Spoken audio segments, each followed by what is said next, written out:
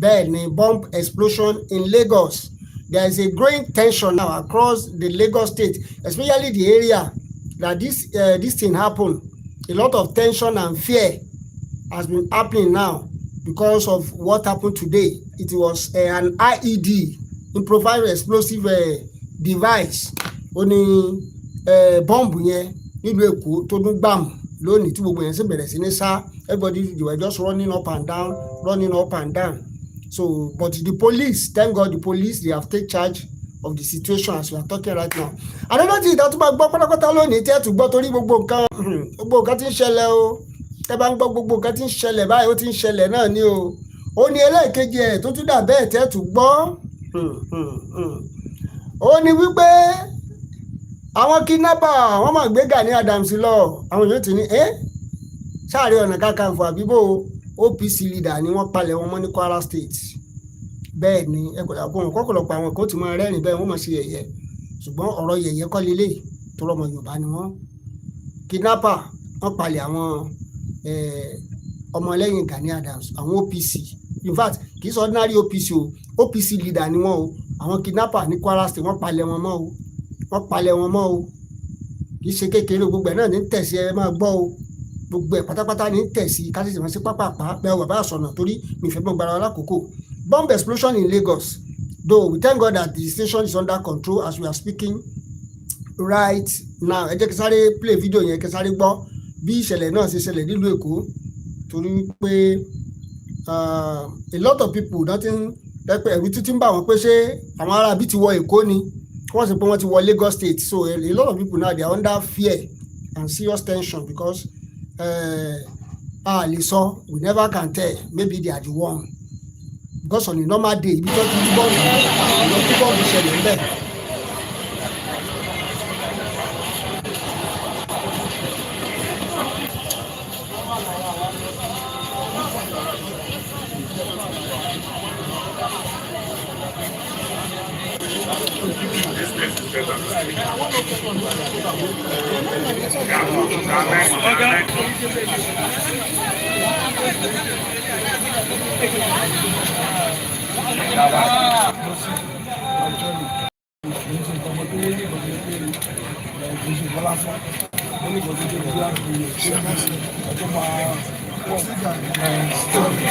Wọ́n ti check gbogbo area yìí wọ́n ti certify pé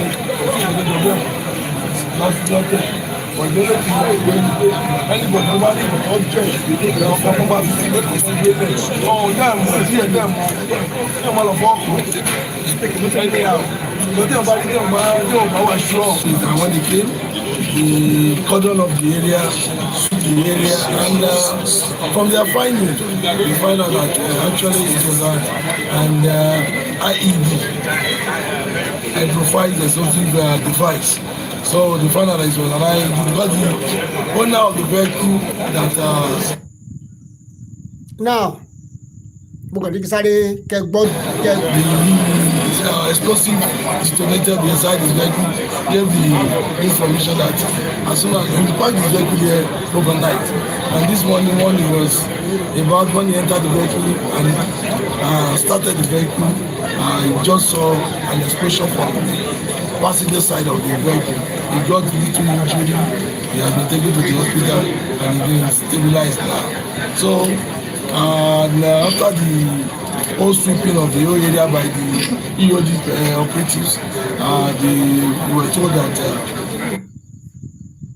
for now the area is free of any IED and there is no need to worry or to panic about. So I just want to implore the people of the area to go about their normal duties, and there is no need to be panic or nothing to panic about rather, and there is no need for anybody to be worried. You can see that the area is a hub of commercial activities, and now the situation is under control as we are speaking right now. Bomb explosion rocks Lagos material market. Police assure residents of safety. That's ẹ jẹ́ kí sáré kọ́kọ́ kà ná so that kẹ́ lè gbọ́ gbogbo bí ìṣẹ̀lẹ̀ yẹn ṣe ṣẹlẹ̀ torí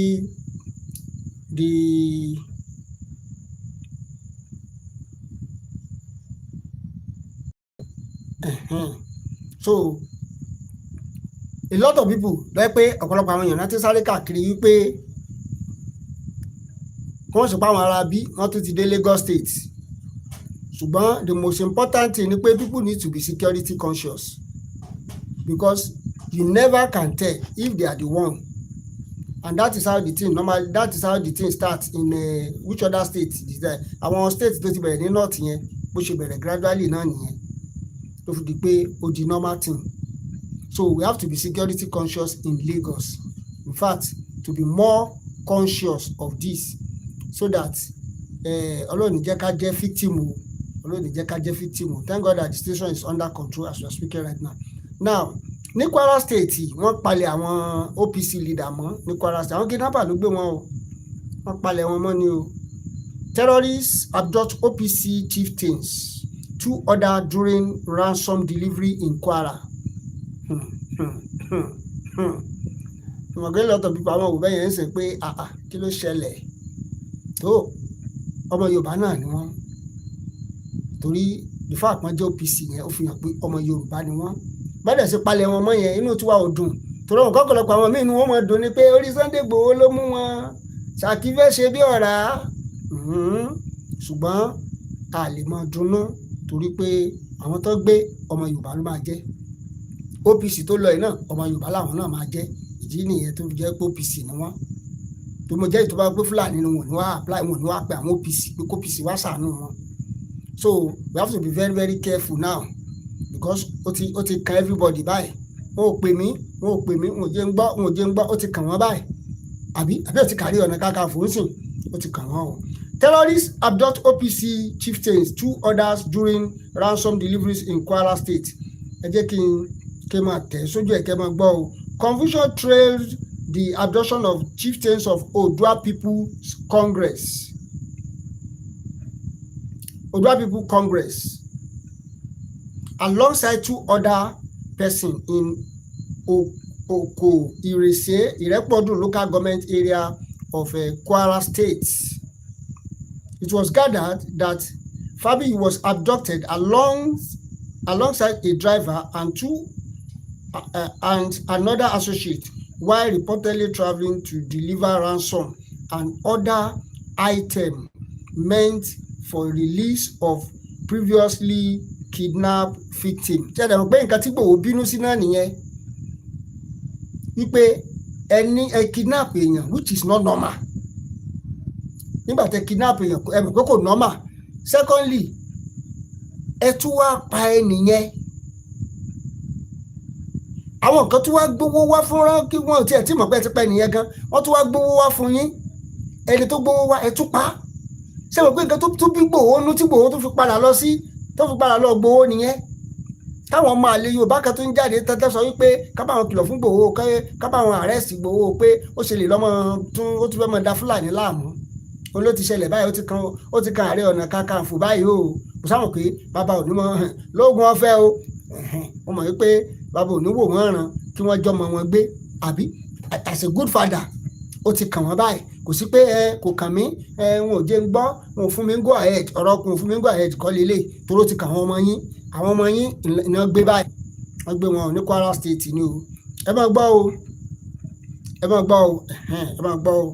Wọ́n ní the sources said that the team was conveying about 30 million naira, 5 motorcycles, and 3 bags of rice when they were ambushed by armed men in the area. According to the information obtained, the ransom delivery was linked to effort to secure the release of a victim who was earlier abducted in the same community. A source close to the development said the abducted victim had allegedly been killed by the kidnapper before the ransom team arrived, a development unknown to those sent on the mission. Ṣé mo pé exactly nǹkan tó ṣẹlẹ̀ ní Ìgbòho ní ọ̀sẹ̀ yìí nìyẹn. So wọ́n rí pé nìyẹn ti kú, wọ́n rò pé means wo làwọn tó fẹ́ ṣe báyìí, àwọn tó gbé ransom wọn ṣe ti rí method tí wọ́n ń lò ń sìn. Lọ́ndà òfin àbí ọlọ́pàá wá ní obtained by trick. tẹ́lẹ̀ pé obtain by trick náà fi ń kó àwọn èèyàn wọ Kdnappd nísìn now ó ti kàn àwọn OPC báyìí Oòduà People Congress lógo ọ̀fẹ́ o bàbá ó ti kàn yín báyìí o ó ti wà lẹ́ kùfàt ó ti kàn yín gbogbo ara ló fi kàn yín báyìí o kì í tún ṣé ẹni tó dùn mí jù ni pé kì í ṣe ordinary OPC náà gbé àwọn ọ̀gá OPC tán jẹun kánú tán ti tí gbogbo ẹ̀ pé ṣùgbọ́n ó ṣe wá láàánú pé ọwọ́ bà wọ́n ó ṣèyàn láàánú àfihàn wọn o kì í bá fi yọ̀ wọ́n o bẹ́ẹ̀ ni àfihàn wọn torí nǹkan tá à ń sọ lélẹ̀ ẹ wo ìgbà tí Igboho gbégbèsè mo rí àwọn ọmọ kan tán jáde tán ṣe fídíò fòfòfòfòfòfòfò láwọn ọmọ OPC kan tán ṣe fídíò arẹ́njí ni wọ́n stage ẹ̀ ni wọ́n ṣe kinní kan ni wọ́n stage ẹ̀ ni ókè o wọ́n arẹ́njí wọ́n stage ẹ̀ ó ti kà wọ́n náà báyìí ó ti kẹ́ everybody náà báyìí àwọn tí wọ́n gbé wọ́n ti pa wọ́n wá ní káwọn èèyàn gbé ransom 30 million with 5 motorcycle wọ́n wá gbé lọ nígbà tó máa dọ̀hún wọ́n rí i pé àwọn èèyàn kò sí nǹkan tá a èrè táwọn fẹ́ jẹ lára àwọn èèyàn mọ́ because they are already dead so they have to kidnap those OPC leaders ṣẹ́ni pé ó ní agbára gbàtà dé ń sọ ìlọ́tọ̀ pípa àwọn òkú bóyá àwọn hype Igboho hype tẹ́ fún ti pọ̀ jù àwọn Haúsá gan support ẹ̀ pé ẹ allow Igboho ẹ jẹ́ kó ṣe ẹ jẹ́ kí Igboho ṣiṣẹ́ ọwọ́ ẹ̀ tí gbogbo bá jọ fọwọ́sowọ́pọ̀ owó Yorùbá ni wọ́n ní ìsìnwó ìkòròwò ohun abádìjọ wò gígùn ní gùn bẹ́ẹ̀ ni ìsìnwó ìkòròwò ohun abádìjọ wò gígùn ní gùn ó yẹ kí gbogbo àjọ fọwọ́sowọ́pọ̀ ni kì í ṣe ọ̀rọ̀ pé ìlú ẹkùn Àmọ̀tẹ́kùn kí OPC kíní kan Ìgbòho ó lẹ́nu ṣùgbọ́n ọ̀rọ̀ tó wà nílẹ̀ ó ti kan gbogbo wa báyìí o bàbá olóyè ọmọdé ẹ mọ ẹjọ́ o ọ̀rọ̀ kàn yín o torí tọ́ba ní ojú ti ọ̀rẹ́ rẹ olójú òtì ojújọ ti gbogbo wa náà ní bàbá ẹjọ́ ẹ bá ṣàánú wọn o torí àwọn OPC olórí OPC náà wọ́n gbé olórí OPC wọ́n gbé wọn wọ́n ti dàn mẹ́rin tán palẹ̀ mọ́ báyìí OPC leader 2 ló wà láàrin wọn ní Kwara State kí bàbá kájọ ká bá ṣàánú wọn kó ọmọdé yẹn má bá ṣàánú wọn kájọ ká má jẹ́ káwọn ọ̀gá OPC ká má jẹ́ káwọn náà wá di pé wọ́n pẹ́ ń galagala àwọn kìíní ẹjẹ́ sáré gbọ́ nǹkan tó máa Hausa ẹ̀sọ́ sọ pé fídíò ilé àníjó ogun pọ̀ torí breaking news ni bomb explosion in Lagos àtàwọn OPC ńlá tí ìtàlẹ̀ wà fún un ẹjẹ́ sáré gbọ́ ná torí ọ̀pọ̀lọpọ̀ àwọn èèyàn tá a bá ń sọ ẹlòmíì máa ń wò pé ẹnu ẹ̀kan hype Igboho ni kò lè ṣe nǹkan kan but Igboho ó máa ń sọ ó ní ẹ̀yin tẹ̀ mọ́ sọ pé òun fẹ̀nu wú géètì ó lọ́lọ́ ń jẹ́ kí nǹkan kan dà yín papọ̀ ẹ worú ìgá Fúlàní tí wọ́n lọ bọ́ọ̀sì nígbòho yẹn ta ló mọ̀ pé wọ́n ń jọba ń bẹ̀ yẹn ṣẹ́ni pé wàhálà ti wà ta ló mọ̀ pé wọ́n ń jọba ń bẹ̀ yẹn tábẹ̀ wọ́n ti ń jọba ń bẹ̀ wọ́n ń jẹ baálẹ̀ ta ló fi wọ́n jọba so tí àwọn yẹn bá wà ń bẹ̀ yẹn nísìnyí the next tábàtù wà ń bẹ̀ yẹn nísìnyí for how many years nísìnyí ṣe mọ̀ wípé wọ́n máa bẹ̀rẹ̀ sí ní claim pé àwọn ọmọ onílùú làwọn àbẹ̀wò àwọn náà máa bẹ̀rẹ̀ sí ní claim pé àwọn ti di ọmọ onílùú ẹ̀bùn orí situation yẹn ń sìn ká ló fi wọ́n jọba ń bẹ̀ ká ló lọ fi wọ́n jọba wọ́n sọ gbogbo ìlú yẹn wọ́n sọ wọ́n ẹ máa kidnap àwọn èèyàn ẹ wà lọ kó wọn lọ sínú ga àtọ̀dọ̀ ti yín àwọn nǹkan tá à ń sọ yẹn pé ká fura àdé fura kálukú fẹ́ mọ̀ play superiority ni pé àwa la jù yín ẹ̀yin lẹ jù wá àwa ní structure ẹ̀yin nísìnyí báyìí ó ti kàn wọ́n OPC náà sìn ó ti kàn wọ́n OPC sìn àfi yọ anybody o àfi yọ anybody ẹgbọ́n nǹkan tó máa Hausa sọ ẹgbọ́n mo fẹ́ kẹ́ gbọ́ dáadáa ni ẹja gbọ́. Tinubu, all I have to tell you is allow Sunday Igboho to actually go out and fish out these Fulani bandits. Allow Sunday Igboho to actually go out and fish out these Fulani bandits or whatever in the bush. Allow Kdnappd Kanu to go and fish out bandits in their bush and allow other state governors to do the same thing, to fish out Fulani bandits in the bush. Because the reality is at this point in time, it's obviously established that the Fulani Janjaweeds, just like in the words of Mazi Nnamdi Kanu, are the ones doing this. There's no doubt about that. But the fact now is, are there Nigerian Fulanis? Yes, they are. Is it the Nigerian Fulanis that are doing this? No, they are not. How do you distinguish between these two? Let me tell you a quick story. Allah, from when I was small in Adamawa State, we know the difference between Nigerian Fulanis and Janjaweeds that are imported. And this is the same Janjaweeds that are imported by some of these radical scholars, some of these people with left Islamic ideology. Left, because not right Islamic ideology. Because we can't put it that Islam is just the bad thing or whatever. There are people with these left ideologies, and they are subscribing to the services of these people from Chad, Niger, Mali, Burkina Faso. Look at what Burkina Faso is facing at the moment. It's the same thing. I am telling you, you need to put a structure. And if you put a structure, the likes of the Igboho, the likes of Mazi Nnamdi Kanu, and all other state governors, I am telling you, they will accommodate the Nigerian Fulani, give them a befitting accommodation. Because a good Nigerian Fulani in Nigeria now, I'm telling you, have spent nothing less than 30 years in Nigeria. And the community know them. And the Fulanis are the kind of people that they stay with their group, with their family. Everybody know them. They have Ardo. And the communities can identify the Ardos and give them a place to stay. And they will know them. And these radicals that are imported from the Sahels, Allah give these people the go ahead. Because I am telling you, it seems these people have even infiltrated some part of the arms of government or whatever, and they are the ones sponsoring this. So I'm not telling you this because of next election, but for the betterment of Nigeria, these people need to be fished out. And don't expect official pronouncement or official structures to fish them out, because over time they have grown wings even in the official arm of the government. And that is why they subscribe to their services. Look at it now. Under Jonathan, bring back our girls. Under now is bring back our children. And that is how it's going to go. Till you are able to take the giant steps of the likes of them Ibrahim Traore. Allah, you will never get it right. These people are machineries from all over the world. And you know why the Fulani is one of the easiest language you can use to perpetuate this evil? Because they are scattered all over West Africa.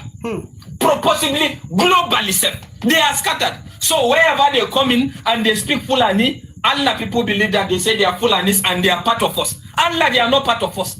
And tightening your grip in regards to citizenship. It's just unfortunate. In the Air Forces, there's what we call, whenever a new person takes over a command, the number one thing that he tries to know is the number of the strength of his men. What is your strength? What is the strength of your men in Nigeria today? You are still running with estimated population. Even with the NIN was corrupted, polluted, that accommodated a lot of people that are not indigenous. And that is the reality. So till you are able to take these giant steps, when you take these giant steps, those other tiny individuals, those fanatics that exist in Nigeria now will be an easy work. Even with politicians that are trying to antagonize you, it will be an easy work. But as long as you think that the military or the police will solve this problem, Allah, you are a joker. Even after you, anybody that is coming back is going to remain a joker. Allah, allow local problems to local solutions. I tell you that Nigerian Fulanis, anybody can stay with them in peace, Allah, without any issue. But these people are imported machineries to come and cause havoc because they don't have a place of their own. Allah, but if you think it's a joke, keep playing. Deploy military, deploy police, and keep thinking that that is going to bring about a until you apply local problems to local solutions, local solutions to local problems, you are not going to get anything. But if you think it's a joke, continue.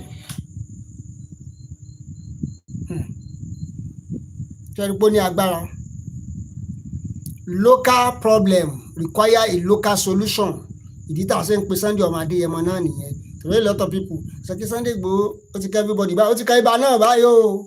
Ó ti ká ibà báyìí o torí pé ìṣẹ̀lẹ̀ tó ṣẹlẹ̀ ní Kwara State ó ti jẹ́ kó kan ibà Gani Adams lóògùn ọ̀fẹ́ o. Ó ti kàn yín Kwara State o. Ó ti kàn yín o. A fi yọ anybody. ṣùgbọ́n nǹkan tá à ń sọ ni pé ìsìnwó ìkòròwó gbogbo wa ló jọ kàn, gbogbo wa ní ẹjọ́ kan everybody ni, kì í sọ̀rọ̀ pé Ìgbòho, kì í sọ̀rọ̀ pé kinní kan, kì í sọ̀rọ̀ pé àwọn tó sì ń lénu tó sọ pé wọ́n stage ẹ̀ ní, wọ́n stage kidnapping, wọ́n stage ẹ̀ nílẹ̀ Yorùbá náà stage ẹ̀. ẹjá kó ń dìdò náà, àkókò tẹ́ kí gbogbo àjọ fọwọ́sowọ́pọ̀ lílé kájọ ṣiṣẹ́ àti Ìgbòho àti Gani Adams tẹ́bọ̀dì jọ ṣiṣẹ́ ló ti délẹ̀ yìí o. And the only language ẹ̀rù orúkọ kan ṣoṣo tó bá tẹ́rọ́rì àbí bandit tẹ́rọ́rìsì lẹ́rù ní ìsìn nílẹ̀ Yorùbá yìí Ìgbòho ni o. àwọn míì lè má láìkẹ̀ fún nǹkan tá a sọ yẹn, wọ́n lè wò pé ipin ti pọ̀ jù, ẹ má jà jógun jù báyìí lọ. ẹ bá fi èrò tí yín sí comment section, ẹ bá ń like fídíò, ẹ bá ń share rẹ̀, ẹ bá ń subscribe sórí ìkànnì yìí. gbogbo ẹ̀yin tẹ́ wà lẹ́kọ̀ọ́ ẹ bá ń share, ẹ bá ń kọ́ tibẹ̀ yẹn, ẹ send ẹ̀ sí wọn kó fọkàn balẹ̀ ní Muslim side tó fi dé gbogbo ọ̀nà ìdí àràbà, ẹ fọkàn balẹ̀ o, ìṣiṣẹ́ lórí ẹ̀. ṣùgbọ́n ẹ já wà very very careful, ẹ já wà very very careful. gbogbo ibi tí ọjà bá ti wà ní Lagos State, Alábà ni o, Ládìpọ̀ ni o, Katango àbí kí wọ́n pàdúgbò yẹn, àti gbogbo àwọn ibi tó ọjà bá sà ti wà ní Lagos State tó fi mọ́ CMS tó fi mọ́ gbogbo Ojúmọ́ta, ẹ já wà very very careful. ẹ jọ̀ọ́ ẹ já wà very very careful because these people have already wọ́n ti infiltrate everywhere. ẹ ṣé o, thanks for joining us on this channel. ẹ ṣé, please make sure you like, share and subscribe for more updates. ẹ ṣé o, thanks for joining us. ITV lélẹ́yìí, ẹ ṣé, thanks for watching.